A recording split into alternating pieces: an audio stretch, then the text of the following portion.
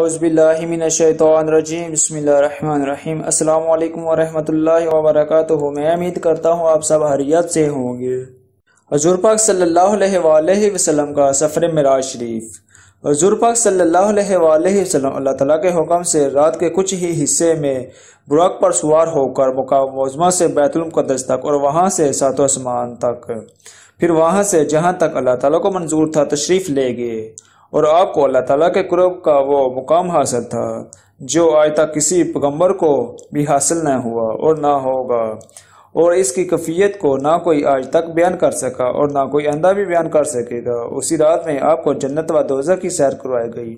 آپ نے تمام ملکوت السلکوت کو دیکھا اور پھر اپنے مقام پر واپس آ گئے۔ آپ نے سارے آسمان کی سیر کی۔ یہ سب کچھ رات کے ایک ذرا سے وقت میں ہوا، حتیٰ کہ آپ کا بستر بھی گرم تھا اور مکان کی زنجیریں ابھی تک ہل رہی تھی۔ اس سیر کو معراج کہتے ہیں۔ اللہ نے اپنے حضور کو آسمان کی سیر کروائی۔ یہ معراج جسمانی تھی اور حق تھی، اور اس میں شبہ کرنا اور نہ ماننا کفر ہے۔ اس معراج جسمانی سے پہلے غالبانہ 4 یا 5 مرتبہ خواب میں بھی معراج ہوتی تھی۔ ان کو منامی معراج کہتے ہیں، کیونکہ منامی خواب کو کہتے ہیں۔ انبیاء کرام کے خواب سچے ہوتے ہیں اور غلطی و خطا سے محفوظ ہوتے ہیں۔ دوسرے انبیاء کو بھی اپنے اپنے مقام کے مطابق معراجیں ہوئیں، لیکن حضور پاک صلی اللہ علیہ وآلہ وسلم کی جسمانی معراج سب سے اعلیٰ و افضل ہے۔ پہلے آپ صلی اللہ علیہ وآلہ وسلم کو دوزخ کی سیر کروائی گئی۔ دوزخ کا حال یہ دیکھا گیا کہ آپ وادی میں پہنچے، وہاں آپ نے ایک بہت بدنما آواز سنی۔ آپ نے بدبو بھی محسوس کی۔ آپ نے پوچھا، جبرائیل یہ کیا ہے؟ انہوں نے بتایا، یہ جہنم کی آواز ہے، یہ کہہ رہی ہے، اے میرے پروردگار، مجھے وہ غذا دے جس کا تو نے مجھ سے وعدہ کیا ہے۔ میری زنجیریں اور میری بیڑیاں، میری آگ، میرے شعلے، میری گرمی، میری گرم ہوا، پیپ اور غذا کے دوسرے ہیبت ناک سامان بہت بڑے ہیں۔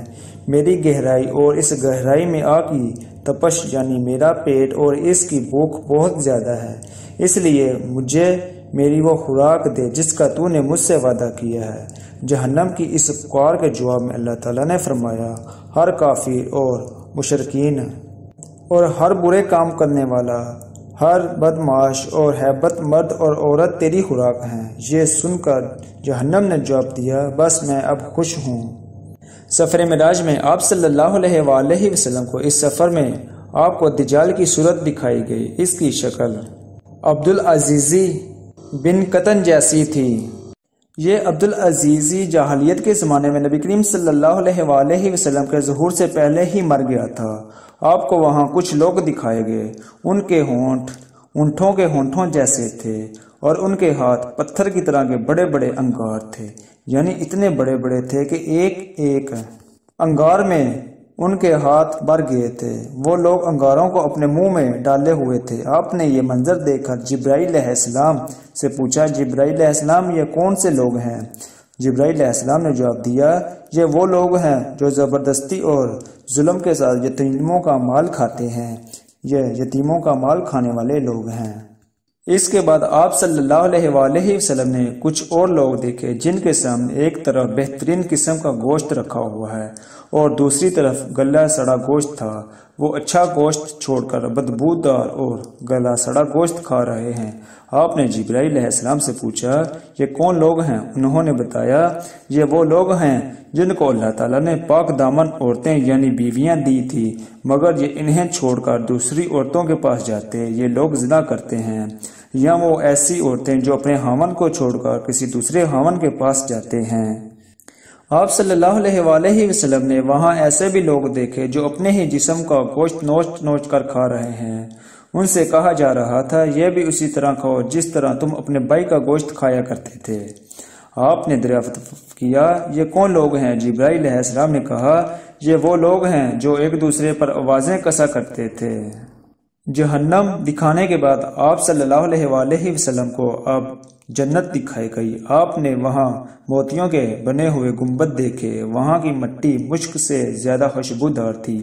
آپ نے جنت میں انار دیکھے، وہ بڑے بڑے ڈولوں جیسے تھے اور جنت میں پرندے اونٹ جیسے بڑے بڑے تھے۔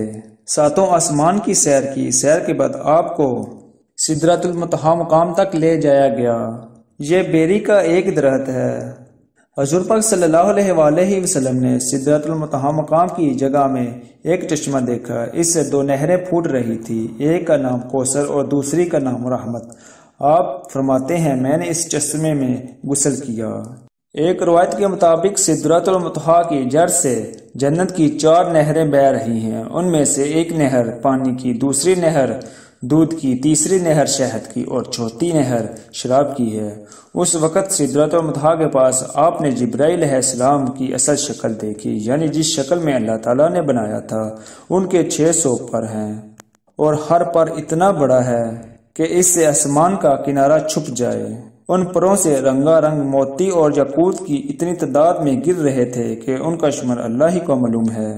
پھر ایک بدلی نے آپ کو آ کر گھیر لیا، آپ کو اسی بدلی کے ذریعے اوپر اٹھا لیا گیا۔ جبرائیل علیہ السلام وہیں رہ گئے۔ بدلی کی جگہ بعض روایت میں ایک سیڑھی کے ذریعے اٹھانے کا ذکر بھی آیا ہے۔ یہاں آپ نے یعنی لوح محفوظ پر لکھنے والے کلموں کی سراہٹ کی آوازیں سنی۔ یہ تقدیر کے کلم تھے اور فرشتے ان سے مخلوق کی تقدیریں لکھ رہے تھے۔ اس تفصیل سے معلوم ہوا کہ جبرائیل علیہ السلام سدرۃ المنتہا سے آگے نہیں گئے، اور یہ بھی معلوم ہوا کہ سدرۃ المنتہا مقام 7ویں آسمان پر ہے۔ بعض علماء نے لکھا ہے کہ یہ عرش عظیم کے دائیں طرف ہے۔ ایک روایت میں ہے کہ جبرائیل علیہ السلام آپ کو لے کر 7ویں آسمان پر گئے، وہاں ایک نہر پر پہنچے، اس میں یاقوت، موتی اور زبرجاد کے خیمے لگے تھے۔ اس نہر میں ایک سبز رنگ کا پرندہ تھا اور وہ اس قدر حسین تھا کہ اس جیسا پرندہ کبھی نہیں دیکھا۔ جبرائیل علیہ السلام نے بتایا یہ نہر کوثر ہے جو اللہ تعالیٰ نے آپ کو عطا فرمائی ہے۔ آپ فرماتے ہیں میں نے دیکھا اس میں یاقوت اور زمرد کے بڑے بڑے تھالوں میں رکھے ہوئے سونے اور چاندی کے جام تہ رہے ہیں۔ اس نہر کا پانی دودھ سے زیادہ سفید۔ میں نے ایک جام اٹھایا، اس نہر سے بھر کر پیا تو وہ شہد سے زیادہ میٹھا اور مشک سے زیادہ خوشبودار تھا۔ آپ فرماتے ہیں جبرائیل علیہ السلام مجھے لیے ہوئے سدرۃ المنتہا تک پہنچے، اس کے پاس حجاب اکبر تھا۔ حجاب اکبر کے پاس پہنچ کر انہوں نے کہا میری پہنچ کا مقام یہاں ختم ہو گیا ہے، اب آپ آگے تشریف لے جائیں۔ آپ فرماتے ہیں میں آگے بڑھا یہاں تک کہ میں سونے کے ایک تخت پر پہنچا، اس پر جنت کا ریشمی قلین بچھا ہوا تھا۔ اس وقت میں نے جبرائیل علیہ السلام کی آواز سنی، وہ کہہ رہے تھے اے محمد اللہ تعالیٰ آپ کی تعریف فرما رہے ہیں، آپ سنیے اور اطاعت کیجیے، آپ کلام الہی سے دہشت زدہ نہ ہوئے۔ چنانچہ اس وقت میں نے حق تعالیٰ کی تعریف کی، اس کے بعد مجھے اللہ کا دیدار ہوا، میں فوری سجدے میں گر گیا، پھر اللہ نے مجھ پر وحی اتار دی، وہ یہ تھی اے محمد جب تک آپ جنت میں داخل نہیں ہوں گے اس وقت تک تمام نبیوں کے لیے جنت حرام ہے، اسی طرح جب تک آپ کی امت جنت میں داخل نہیں ہوگی تمام امتوں کے لیے جنت حرام ہے۔ اس کے علاوہ اللہ تعالیٰ نے فرمایا اے محمد ہم نے کوثر آپ کو عطا کر دیا، اسی طرح آپ کو یہ خصوصیات حاصل ہوں گی کہ تمام جنتی آپ کے مہمان ہوں گے۔ اس کے بعد 50 نمازیں فرض ہوگی، 50 نمازیں حضرت موسیٰ علیہ السلام کے مشورے سے کم ہوگی، یہاں تک کہ ان کی تعداد 5 کر دی گئی۔ اس کے بعد اللہ تعالیٰ نے فرمایا اے محمد صلی اللہ علیہ وآلہ وسلم یہ 5 نمازیں ہیں، ان میں سے ہر ایک کا ثواب 10 کے برابر ہوگا، اور اسی طرح ان 5 نمازوں کا ثواب 50 نمازوں کے برابر ملے گا۔